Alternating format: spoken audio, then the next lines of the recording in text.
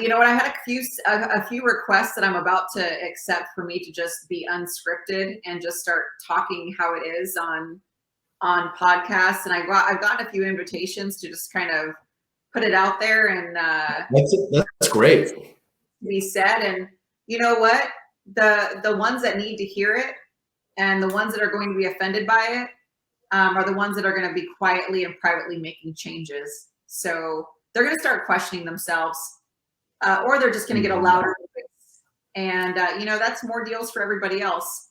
But until they dial through their CRM and they see how many missed opportunities they have by sitting there at a 3-hour home inspection and pretending to know, about testing outlets and what the roof should look like and what's mold and what's not, they're not going to get it. We see an 80% missed opportunity rate in every single Commissions Inc. account I've been given. What that means, Scott, is that when we dial through leads that haven't been cultivated properly in the past 6 months, 80% of them that answered have already done something. They've already bought and sold real estate. Now, how much money was that for Commissions Inc., quality pay-per-click, quality organic funneled leads, and your CRM? And you're going to tell me that it's important for you to sit there and do that or run your business how you're running it when you have an 80% missed opportunity rate? I don't see it. Even if they would have put in half of the amount of more time into their business, into the leads that they're paying for, and not neglect the people that contact them. And these are opt-in. This is opt-in data. They went to their website and said, wow, these people look great. And they registered and nobody called them. And those same real estate agents go, why does everybody hate us? Why do we have such a bad name? Why are we worse than attorneys? Because you go out there and you have beautiful advertising and you bring in the fish and you never get it in your boat and you never take care of it. You leave everybody hanging. Nobody wants to deal with you, but you leave them hanging. And it's like they got to go on to the next shiny object and just focus. You have beautiful advertising. People want to work with you. Run it like a business. Let the other professionals do their part of the business. You don't have if you think, okay, then there's 3 things. I don't know about in your part of the world. Do realtors go to the closings the entire time? You know what? That's a mixture too. I think from a personnel standpoint to at least be there virtually, where a lot of places you couldn't go into the closing room. And COVID, you could not. And they found that they could still be there virtually. And they could still cultivate a good closing experience and they could still be there for their client by being there virtually. Mm-hmm. I got to tell you, I've attended more closings as a real estate agent virtually than I did in person. Before COVID? Before COVID. But what I did differently, Scott, was I called them after the closing. I called them the next week. I called them in 30 days. I called them in 45 days and asked them how their moving is going. Do they need any contractors? Are they moved in? Is everything how they thought it would be? Do they have any other friends or family that are interested in buying or selling real estate? I love to work with good people, and I know their referrals would be amazing. So they take so much time and energy at the home inspection and being there at closing, and they totally neglect them after closing. When they're satisfied. So think about it. If you spend 3 hours at the inspection, then the walkthrough, then the closing, we're talking about probably 6 hours of doing the work that when the work was done, because you're not doing the inspection. The walkthrough is easy for a listing agent. Open the door. Nothing changed. Think about it. From the day you sign a contract to the walkthrough, it's supposed to be identical. And then the closing, you have your title companies or lawyers handling the final settlement. Yep. But it's cultural. It's cultural. They're not, it becomes a badge of, what's been done. And you're this new outlier. You offer this service that was never universally adopted still. I mean, what percentage of agents utilize your services, would you say? Small, tiny, right? A small percent. I would say 10% of the entire agent population really get it. As far as like mainstream, they get the concept, or they get so frustrated that when I tell them what we do, they understand it. And well, how many agents, here's a question. How many agents don't prospect and they rely on referrals? A lot. a lot, and then they wonder why their tank goes dry. You have to add in new business. You can't just rely on your sphere. And your new business could be billboards. It could be the internet. It could be Facebook leads. It could be impressions. It could be those things. And I'm not saying you have to go out and spend money on leads. And my goodness, if you're not going to call them or hire someone to call them for you, you should not be spending money on leads. No, and Lita, that's why I made PlugIntro. PlugIntro is here to eliminate the money spent on leads because you're actually doing something for someone else. I had a lender this morning who did not understand that by offering real estate agents a place where they can promote their business by allowing others to promote their business, he didn't comprehend that. He just was, believe it or not, talking to me about making Facebook Reels. And I said, Facebook Reels, what, why? And he said, that gets you top of mind. I said, well, why do you want top of mind? Don't you want more than top of mind? Top of mind? That's something you can rely on as a young person thinking that this industry is ahead of him. You know, I reminded him that trust is under attack, where in all the venture capital, all the technology is driving the consumer to the direct provider, like Rocket Mortgage, like Quicken Home Loans, like Zillow. No one is putting money behind a relationship, and yet something like 90% of people get their agents through a referral source, like a neighbor. So no matter what is being done, trust is such a force that even that can't be eroded. However, if you've heard this expression, technology advances one death at a time. Wow. Right. So the kids, the 30s, are not going to their neighbors. They're checking everything they hear online. They're checking reviews. Someone's, where was I? Let me think of something. I was doing something with Sophie, our partner here. She was looking for a CRM. She goes, let me check the reviews. I'm like, check the reviews? Why? I never would check reviews. I would just ask someone I trust. She said she's going to check the reviews. And I said, well, you don't know the people make. That's such a divide. Yep. Yep. Well, and how many reviews are paid for and how many are authentic? I mean, we still naturally want to go to our sphere. We still naturally want to go, who do you know? If we're going to go and hire, you know, like we're doing remodels on our property, right? We're asking the neighbors who they use for contractors. We're asking the person that installed our pool, who we really liked, you know, who they refer. And I mean, that's the beauty of PlugIntro. It's okay, who do you know? Who do you refer? Who do you like? And you build a network around you. I love it. I think it's genius.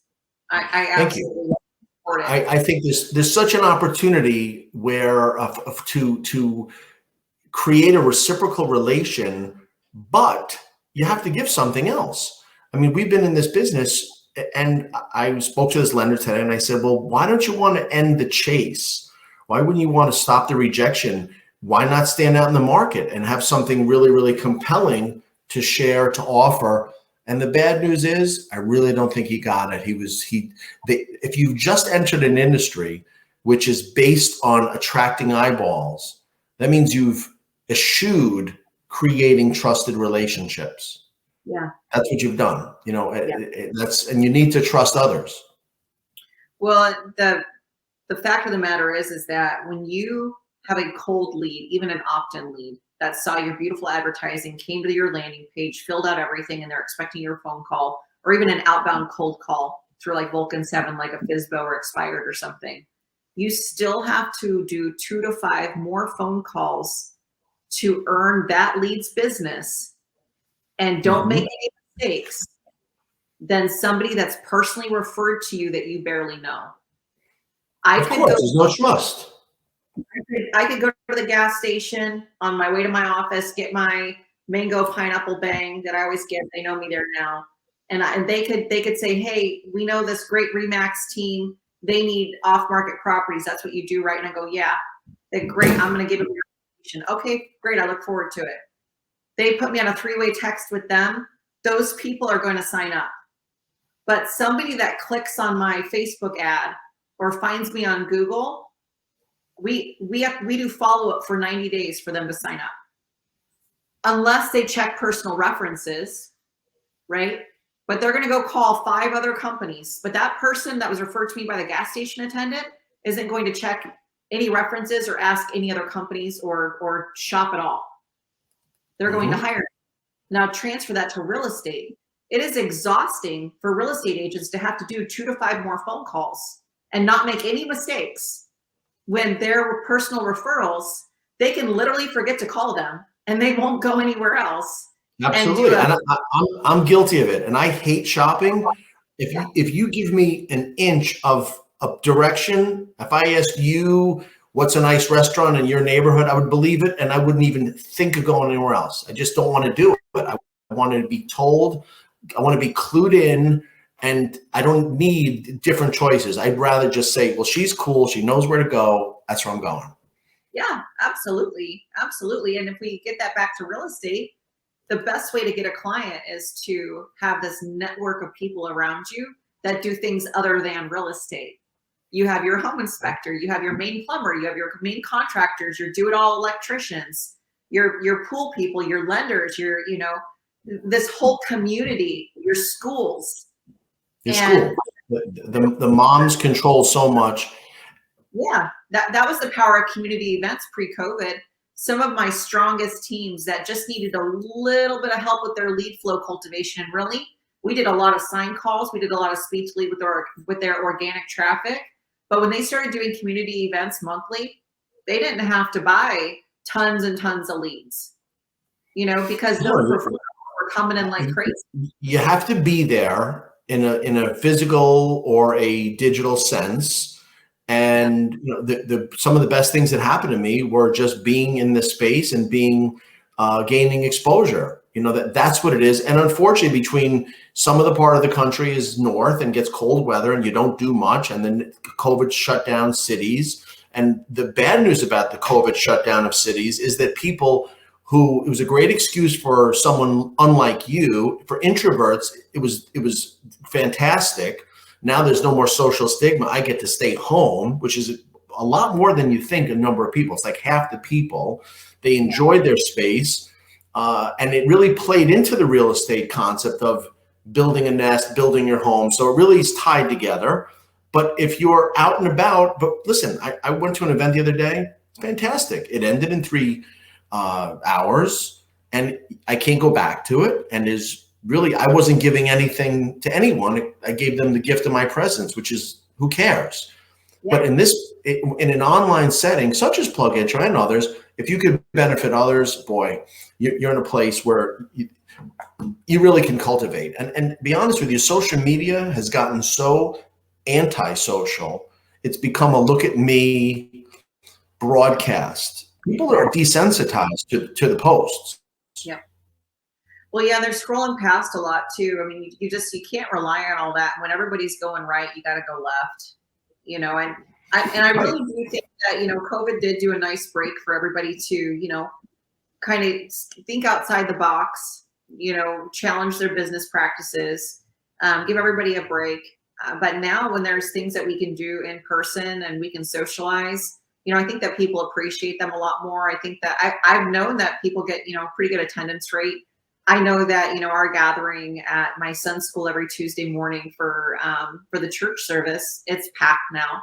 Whereas, before last year when he first started, there really wasn't too many, people in there. And I know I think that now when people are gathering, it means more. Yeah. I drove to Long Island last week. I burned a half a day. I drove an hour there, hour back, and it was a nice lunch. And it was a good time. However, I will tell you, I saw so many holes in this approach. I'll give you the example. A lender took out a bunch of realtors. We've seen that a million times, right? So it was about a $500 lunch for about 10 or 12 people. And here's the errors I saw. One error, the 2 lenders sat together. Why wouldn't they sit at opposite ends of the table? One, there's a few older guys like me there. I used to be the youngest guy in the closing. Now I'm one of the older guys. So they sit together. Crazy. One of the lenders was there with her husband, the realtor, sitting together. He said, you need to sit, right? There's 2. 3, The lender did not get everyone's information at the table. Crazy. 4, these are people, some of the realtors were people in EXP that I texted. My own company, people didn't text me back. So what is this? I mean, even in the last thing, if you're a realtor and you're getting it was a pretty nice lunch. You don't go thank the lender and spend a moment. It was just, I was looking at it, I go, man, this is just a series of mistakes. I almost wonder if we're out of practice or that social etiquette needs to be retaught. No, I know it's not that. That's just, wow. It's that these companies are doing well. These banks are doing well, and no one looks at it. If they say $500 for lunch, they don't think that's crazy. They don't look at it like I looked at it. They just look. We made 40 closings this month, and John spent $500. Big deal. Yeah, yeah. They didn't ask for the business. They didn't do a call to action, and that's the mistake that I see in almost every marketing budget out there, every piece of content out there, that I see and read through. And, a lot of times I'm just curious what everyone else is doing, see if I can get inspired to change something or do something else or congratulate someone or put a personal comment on their post or something like that. But when people are putting content out there and there's no call to action on their marketing pieces, I'm always quite stumped. And now when you're saying a physical impression, we have everybody here, there's no call to action. I'm really, I'm really stumped, but there might be that assumption there that, oh, they'll remember that lunch when they go to send a referral. And I don't know. If you don't ask, you don't plant the seed, you don't have some sort of an agenda, it seems like you're just kind of giving lunch away. Well, okay, so at this point, let's go over that. And I was there for the point of meeting people to offer them the use of PlugIntro. So I said, these agents got lunch. They're not surprised. They always get lunch. So it wasn't an impact. So if this person would have said, here's lunch anyway, but join me in a manner, in a way, in a place to promote your business, not everyone's doing great, but if you join me, I have a way that I can help you do business. That's a real call to action. Yeah, absolutely. Not to mention, if it was one-to-one, the agent could say, I don't know. But they're not going to say, I don't know, in front of other agents. Yeah, exactly. Yeah, no, they're not. They're not. They're going to say, no, I'm wealthy beyond all, dreams. So no, they're not going to say that. So they're going to say, oh yeah. It's a great idea. Yep. I guess you get certain age and you have some psychology that other people don't have. That's what it must be. Yeah, those life experiences, and that, if the lenders if you were close to the lenders and they ever complained about it or they ever complained about it not working out, that's typically the issue is, I find that a lot of people in our business, they never ask for the business, but they wonder why they're not given the business. And I always say, did you ask? Did you ask for the business? When you go and you show a buyer 20 homes, are you asking them if this is the home they want to buy? When you go to a listing appointment, are you asking for the business or are you just leaving? Now to a lender, are you asking for referrals? Or, well, I think people are sometimes too deferential. If you're showing people 20 homes, that means you know the market, you're the right person for them. You don't demand they respect your competence and your input. So you're being deferential excessively. And if you are not asking for the order and you know that you're a competent lending professional, you're letting them know, listen, if you have given them something such as a PlugIntro platform where an agent can promote themselves, it's much more reasonable to say we are de facto partners because you accepted something I offered. Number one, you accepted something I offered. Number two, no one else offered it. So it's like, so you're in the rain and I picked you up. Cars were going by you for an hour. I picked you up. So no one else did, right? And I did. And to some extent, the agents without a way to promote themselves are in the rain on a midnight and no one picking them up. It's really good. It's a good metaphor. So I picked you up. I'll take you home safely, get you inside and make sure you're fine. But that's the person who has the right to expect a bit of more of an opportunity for reciprocation. Absolutely. And, some of the cool stuff that we're doing with ISA University is showing that agent how not to get stuck in the rain again. It's like, all right, well, you were there and it might happen again, but here's some tools so that it doesn't happen again. Yeah, that's right. That's a good point. It's preventive. It's preventive from ever getting into a place where you're really in a bad spot.